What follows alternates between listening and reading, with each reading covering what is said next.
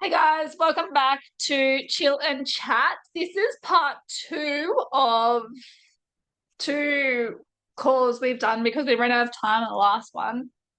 I'm going to go cuppa, come back to recap. Elise told us a little bit about her journey in the first one. So if you would like to go and listen to that in depth, go do that.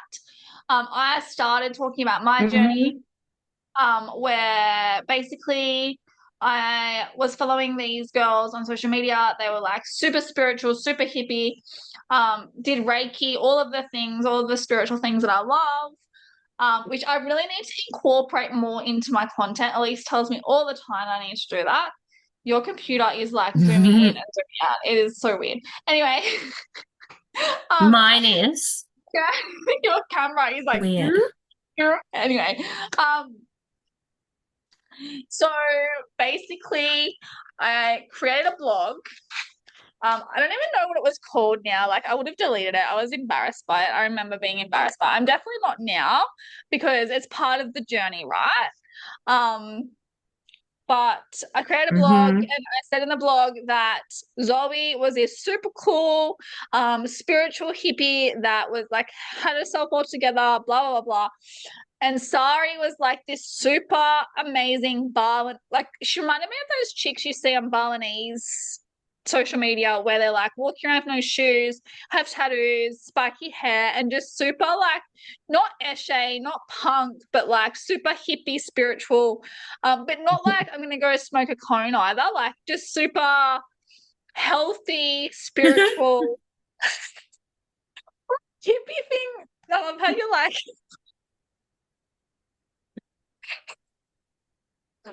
oh, if you work with me, you'll get like all of my sentences. I love how you're explaining it like how we just generally talk. You talk like that. Anyway, if you're gonna be my client, you're gonna get all of me, all right? Um, Yeah, I love that. I'm not like laughing so hard, I'm tearing up. Okay, keep going. anyway, so Sorry. I did all these things and then stuff got weird between them. Of course it Oh, would get weird because I was getting a lot out of them, a lot out of their journey, whatever. I I don't know for sure, like let's keep making it like a chat between Elise and I would be. I don't know for sure, but I mm. feel like maybe if they listen to this, they're gonna be like, "What the fuck, Mel?" I feel like maybe there was like some bi stuff going on with some boyfriends, without going into the vibes I got because I don't know for sure. Okay, cool. I feel like there was some stuff, some sexual tension going on within the healing, and Okay, maybe. I remember thinking like towards the end of my journey with them. I really need to heal this sexual wound I have. Like, I just remember this really big, Mm. like, thought around my sacral chakra, around my belly button, being like, something is off here. I can't name what it is. I haven't healed it in myself, but something Mhm. is off. My intuition was like, something is wrong with your sacral chakra. Probably don't do any more work with these women. Okay. Yeah, anyway, I feel bad now because I mentioned their name. But anyway, um, Mm. I'm not going to be going to get work with them anytime soon. But yeah, like Okay. it's it's it's just so interesting. Like I never like went and asked or anything like that, but I will guarantee from previous and like now Mel now knows that I will almost 90% guarantee that intuitive feeling, even if not a hundred Yeah. percent correct, would have been slightly around the money, if that makes sense. Like, my Yeah. instincts there are often very, very right. Elise and Yeah. both Elise and my husband have had times where they've totally disagreed with something I've said or just something I've felt, and they've been like, "Fuck you, you are 100% right," and I've been like, "Told you." So, like, I want to Yeah. say my intuition is really, really strong, which as an empath, going through really hard times with my mum, with my family, with friends, with workplaces, with school, with all of the things all throughout my life. Being an empath, being intuitive, being connected to my chakras without knowing is actually hard. And that can actually drive you into a depression hole, right? Which was where I Yeah, was for a long time, especially when my definitely. children were really little. So after removing those girls from my life, I actually think they moved away. One's in Wollongong or the Gold Coast, and one's over in Adelaide or Perth. Nowhere to Okay. be. Yeah. Yeah, like it's not like I can run into them around here. Um, so they moved away, and then I actually went back to the oils Pardon me, community. sorry. I really lent on the oils community, got some coaching from some coaches, um, got some bad coaching and some good coaching from the coaches that were around me. Yep. Really learnt that like if you're gonna be coached by me and I feel like it's a waste of your time, I'm gonna be like, you need to tell me exactly what you want from me. I'm not gonna like I Yep. find sometimes some people want you to know what they learnt, but that doesn't actually help you, which is why my coaching program has become a three-part holistic coaching program, not just identity Yeah. work, not just rhythm work, not just having fun, enjoy, play work. It's all three parts because I want you to get out what you Yep. want to get out. I had some coaches that just wanted me to learn routines. I had some coaches that just wanted me to learn like energetics. I already know energetics on a subconscious level without even needing to know that, right? It comes with the things Yep. that I do, but the things that I needed were Yep. forgiveness, inner child healing, and that all comes with identity work, right? Yep. Elise, do you want to share a bit Totally. about your identity work that you've done over the past 6, 7 years? I think identity for me, I relate to saying forgiveness, and obviously we all have forgiveness in different ways for different people for different things. But I think for me, the identity work was really acceptance of parts of myself. Accepting that I am who I am, the way that I am, and that we are all different beings, and that's okay, and that's great, and that's beautiful at the same time. So a lot of me was healing, but also forgiveness for mine. Forgiveness was a little bit different to yours. Forgiveness of myself for allowing those things to consume me that were probably, and a lot of mine was also emotional healing of like being told so often growing up, like you're too sensitive, you're too this, you're too that. And I think what really triggered me to want to heal that and what really triggered me to be like, no, I'm going to change is watching my children try to self-express with other family members or friends or adults around us, and then being told by those adults of other generations, like that they're being bad-tempered for simply just expressing themselves. And I'm there in that environment watching my son just literally just communicate his feelings or what his need is in the moment, and having an adult turn to him and say, "You're bad-tempered like your mother," really triggered something within me because I'd already started my healing journey at that time to go, no, no, no, I'm breaking this cycle. Like, enough is enough. Because I don't think that a child communicating their need is like, I don't want my child to grow up with the same wounds I did of misunderstanding their own feelings and emotions. Like, identity sometimes isn't just about the physicality of who we are, but like who we are emotionally inside and spiritually inside. So, like, having adults say to my son he's bad-tempered for just chit-chatting like you and I are now, but because that communication triggers them and their authenticity or their self-expression, or they don't know how to emotionally regulate. Or like, in some families, too much communication can be seen as a bad thing because like you're just supposed to be small and not talk outside of the box. And because my youngest son is very much like me, just naturally, biologically, and intuitively like me, where he'll just say how he feels, that was often mistaken for like a bad temper because he just would say how he feels like you and I talking now. And when I saw an adult turn to him and say, "Oh, you're bad-tempered like your mother," I just went, no, no, no, because that's not even a temper. Like he's not angry. He's not like you're miscommunicating what the actual, like there's no connection to emotion in, like it's so not even what the emotion is in that moment, in that environment, in that tonality.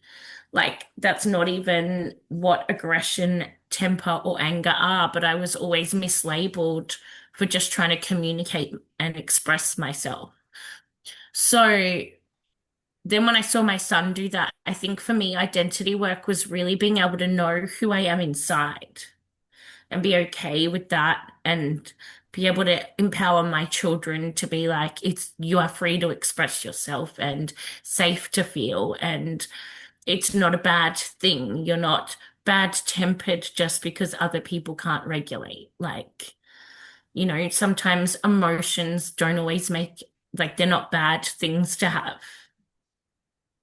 All emotions are Yeah. valid. Um, Yes. um, so I think for us, for this house specifically, I think that Mm, just saying that sentence, all emotions are valid, even when I'm triggered and want to shut down mm, husband or mm-hmm. children, is so powerful. Like, Yep. I often talk about Same. something really, really real to me, which is alcoholism, which I grew up with. I grew up around a lot of football, rugby league, if you don't know me Yep. personally. I Same. had a lot of friends that Not weren't rugby, in but the rugby football. league world who would say all footy guys are the same. They're all the same. They're all alcoholics. They're all blah blah blah.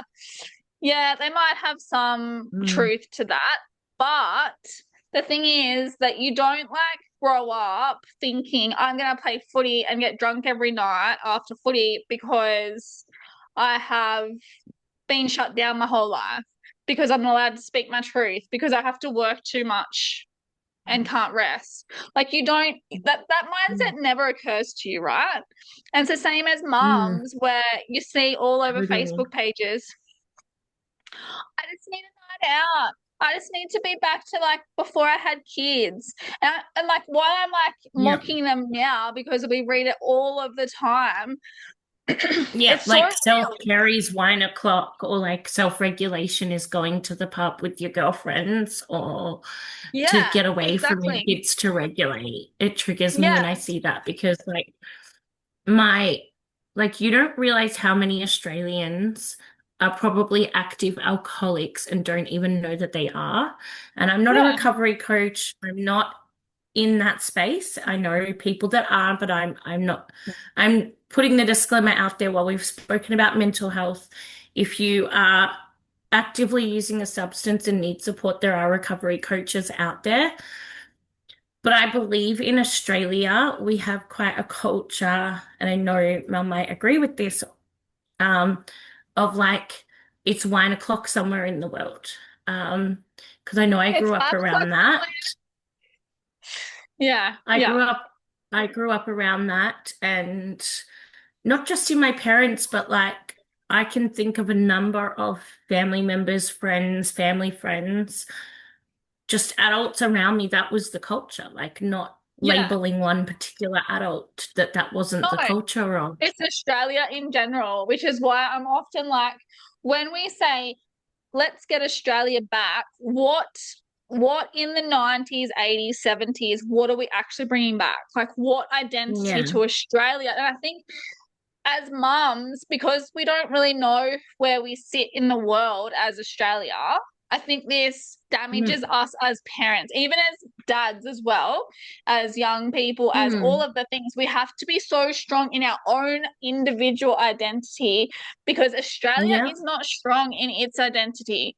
Like when you look at No. countries like Denmark, Finland, they know that they want to incorporate play into their everyday life of children. So different to Yeah. Australia. You like, Yeah. I'm not going there, but actually, I Yeah. will go there a little bit. My early childhood journey really like pulled my honesty feelings out of me, and I was like, I cannot stand for this BS anymore. And I'll tell Mm-hmm. you why. Yeah. Because I just mentioned like Denmark and Finland are leading the world in mental health, like in not having mental health issues, but being like at the forefront of positive mental health. And that is because they recognize that play is important. If I had have recognized They're that play is also important, they're also the leading countries in education and academics because they do play base up until like year 8 or something. so not just eight Like they years don't old, have a like curriculum. so I've realized Like that year 8, like up to high school, they don't have. your Yeah. computer Sorry, chases keep you. going, but I Your, just phone, wanted to add. your camera chases you. So now we're looking at the I door know because you it's were like, really actually annoying even when I do Zoom calls on my own and do recordings and stuff. Because I'm like trying to have a nice background and it's like I don't, is there a chases you. spirit in the room maybe with me? Because it keeps zooming in on them and not on me. Anyway, I wouldn't be shocked. so so when we look at like play is important for humans, not just children that are like underneath. Oh, and early childhood in Australia doesn't even recognize play. Like as a blanket, they don't. They don't. They have the EYLF. They talk about play. They're good at Even talking though the that's talk. the curriculum and the framework. They don't. They don't. They don't. In my experience Mm. here, they don't. And Elise can vouch for me in Melbourne as well. They don't cover play. Like the educator themselves is not healed to support play. It takes a lot if you were disciplined and told that you had to do things A, B, C, and X, Y, Z way with worksheets, with do this, not that, blah, blah, blah, blah, to then let them play, right? And that's not educators' fault. That Yeah. is a lack of education for educators. Push me get really passionate Hmm. again. So as adults, we are human beings who need to play, right? So my Yeah. early childhood 15 years, the same 15 years where I didn't really speak to my mom, has just ripped this play urgency out of my body. And that is Yeah. why I'm so passionate about play. Not only do we need to heal Hmm. and to support each other, but we also need to play and have fun and bring joy to our motherhood experience and to our life. Hmm. Yeah. Yeah, totally. Mhm. And yeah, I didn't mean to interrupt you, but you're right. There are countries that are leading the way in education, early childhood, mental health. I know a lot of people say, oh, those countries don't have like as many neurodivergent diagnoses as we do and things like that. Because And they I'm not trying play. to dismiss those diagnoses because, huh? Sorry. I was like, because they play. They Yeah, still totally, probably because they they still play. probably have the neurodivergence, but they're allowed to play, so they don't recognize the neurodivergence like Yeah, we do. they're allowed to be themselves. They're allowed to express, they're allowed to play. And play is regulation of the body and the nervous system and self-expression and self-identity work. So, yeah. And like we said, like what's hanging around me and why is the Zoom? What's that like dot? I know there's like a bright light, like I've got all the lights on behind me. What's that dot hanging around my head? And I it's think gone it's I now. think it's a reflection Anyway, of just the light being weird. Um, anyway, what I was about to say, something about play. Anyway, oh, I saw like a TikTok yesterday, and it was obviously someone in early childhood asking other educators to comment. And it was like, you've got a room full of 20, 30 kids. I don't even know what the current up-to-date ratios are because I haven't been like in the field for a while, so I don't even like I think care it's anymore. But before I left, it was 1 to 9 preschool kids, 1 to 4, no, 1 to 7 toddlers, and one to yeah, three babies. But they were struggling to find the staff to cover the new ratio. So there was like, I think it'd be over by now, but there was like a grace period where you actually, didn't I have think I to do it. remember this being a conversation. Yeah, I remember now. But yeah, this she was like, oh, Like you've in got New in South a room Wales, full it of can like be different if you're in Victoria or Queensland or Western Australia or Northern Territory. yeah, all the states are different, but I Yeah. do when I still worked actively full time, it was 1 to 11 in over three and 1 to 4 in under threes or something. But then I know it's changed. Want to, But I don't like understand. this Can I say, video last night was like go, go, sorry, go. I was just going to say, No. when you look at ratios, I struggle to understand how the government come up with like the odd numbers. Like we're not very mathematical. The generations to come are getting less mathematical. You're not allowed to have your phone to do maths in early childhood. So then why are we why are we making them so hard to math?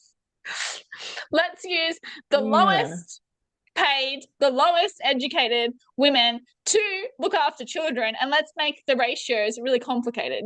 Sorry. Yeah, I don't I think a lot of the time we have to remember, I'm not going to get too political, but a lot of the people that work in political jobs, not all of them, but a lot of, have not actually worked in the field that they are like the minister of. Like, I think I said this all through like lockdown and stuff like that. Like, Daniel Andrews was the health minister, then he was the minister of the state. Yet he's like never, like his background is not health. Yeah, his background's not health. This is in The Victoria, education FYI. minister that was, yeah, just Victoria. But like then these people that I'm saying are not ministers anymore. So like ref fact checked me, like it's fine. But like the minister that was operating at the time when I was like saying this, he was like, I looked him up and he was like a bricklayer before he was a politician, but he was No, like the education no minister. offense to bricklayers. No offense at all to bricklayers. It's a good job if No, you I have don't have a thing against tradies or bricklayers, but like, I'm you have not to get the telling you how facts to build a right. house because I don't know how to do it. I don't know Yeah, how to build a exactly. house.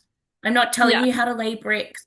So don't tell me how to be an educator because you don't know how to be one. Like, I'm not knocking tradies, but I don't tell my partner Daniel how to be a tradie because I'm not what that's not my expertise.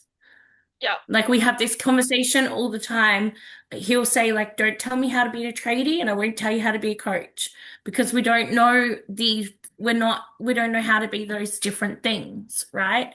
He's the expertise at building, I'm the expertise in these things.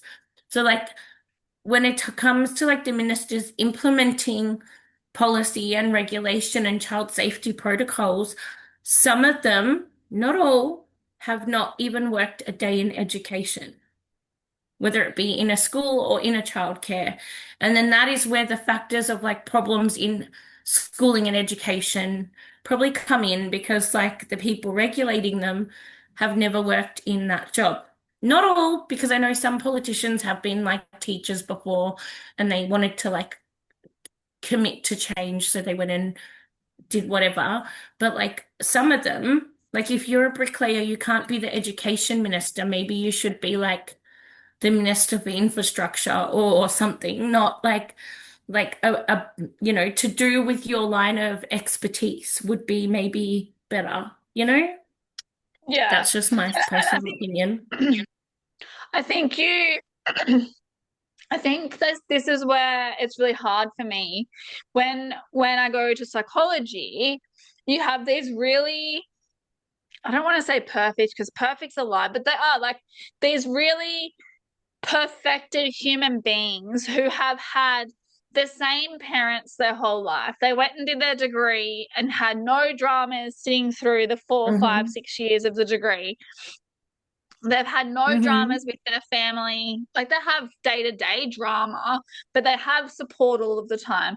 They have help. They've Mm. never witnessed being malnourished. They've never witnessed having no roof over their head. They've never witnessed, and Hmm. you're just sort of like talking to them and you can see and feel that they have no life experience at all. And you're like, you don't even understand what it's like. Like, not only are you not validating me or Mm. seeing me or hearing me, you're actually not. So if you have gone and got support, I want you to like give yourself a big hug, like a big tick. Okay, I've gone and asked for support, even if the support doesn't help. Because all of the Yeah, time, one thing that always gets said to me is support doesn't help. No, I know it doesn't help because you're going to the wrong place for you. The people that are helping on the front yeah, line are not actually living the life that you need to be supported by. And yes, support costs money. Yes, yeah. support costs time. Yes, support costs loving yourself because it is exactly that. It is support. And that is my biggest lesson that I wish I had have known at the start. I think so. And just not to give up if like the first piece of support didn't align for you. Because I think I've had that similar journey with trying to get my children the diagnosis and support where like some of the supports haven't aligned. And it can be so exhausting to like I want to validate people that have gone and asked for support and didn't find it in the right place that it can actually wear you down. Like if you're already struggling, it'll wear you down more, maybe if you've gone to the wrong place and it didn't feel validating at first, because it's like getting help and support for my children has made me want to give up getting them support because it was exhausting at times. And I'm like, why do I even bother when I can just do it myself at home and I know all the things? Like Yeah, literally. But then there's been other times I've seen professionals and gone, wow, where were you 6 years ago? Where were yeah, you when my son was 3? You would have really helped, you know? yeah. And I So think I just think it's important to like not stop asking for help. I think in like a world of my own, from this experience, Yeah, when you have a mental health issue or a workers' comp issue or you have a child or anything that's life changing, you would get support that suits you. So there would be like some kind of interview where like, do you believe in God? Do you believe in Christianity? Do you believe in Buddhism? Do you believe in more what's that? The life of the Mormons, yeah, Mormonhood. Do you believe in brethren? Like, and then mm, from like this person would be like the in-between mental health guru that knew all the places around your area, and they're like connecting you with all these places, like similar to what happens when you first yeah, go to the doctors because you have a workers comp injury and they connect you with the OT, they connect you with the physio, they connect you with all these people to yeah, help you on your journey whenever anything life-changing happens, not just traumatic but anything life-changing, especially having children. All of these things are done, and but with the conversation. So like if you come to me, even though I believe in spirituality, the universe, the moon, if you come to me and say, mm, Mel, I need your support, but I don't believe in the stars, I don't believe in the moon, I don't believe in spirits, I don't believe in the angels, I'd be like, okay, mm, cool, I can still help you, but it's going to look really mm, different to Elise, who is already getting my support with star signs, universal laws, mm, archangels, blah, blah, blah, blah, blah, blah. Do you see what I mean? Like, and it mm, has to be tailored to us to actually support us. mm. Yeah, and I think like a lot of the help, I know, say when I was much younger, before I became mum, when I first had family members be like, because I was really having some anxiety in my like young adulthood, I went to this therapist. I don't know, should I say this on Zoom? But I went to this therapist, a bit like you, and I lied to her. Every time I'd sit in that chair, I just went, I'm good. It was I almost like just narcissistic thought, of me to do. yeah. Like I Can I was like, just yeah, I'm put this good. though? What if as people that are gaining support, what if we said to ourselves, when we lie to practitioners, it's actually a lack of safety. The practitioner hasn't Yeah. built up our safety for us to be honest with them. So rather than like But judging ourselves for being dishonest, also I just like I always reflect on that therapist versus like the one I see now with my son, for example, how some can be really warm and nurturing and validating and supportive, and some can feel really clinical. And I still wouldn't say to you, like, don't get help. I think you should see no. them. But I agree that, like, some don't feel aligned for us for whatever reason. And that one, when I was much younger, I probably still had a stigma around going in the beginning. I was probably also trying to, like, control the situation and be like, I'm not the problem. Everyone else is. Like, but no one ever at that time, like, no therapist said to me, like they would just you sit in a chair and they sit in a chair across from you. I don't have like a thing in front of me, but we'll pretend my son's Switch. See, it's zoomed again. What the hell? What the hell? My son's Switch is like their clipboard, and they go, "So how are you today?" And I just go, "Good." But inside, I'm freaking dying, My right? favorite, can I say my favorite is when, and this still happens to me, this is not like a new thing. I'm just going to unplug my keyboard for a sec so my computer might carry on. But my favorite's like when you're talking, like, so say we're across from each other on the table, right?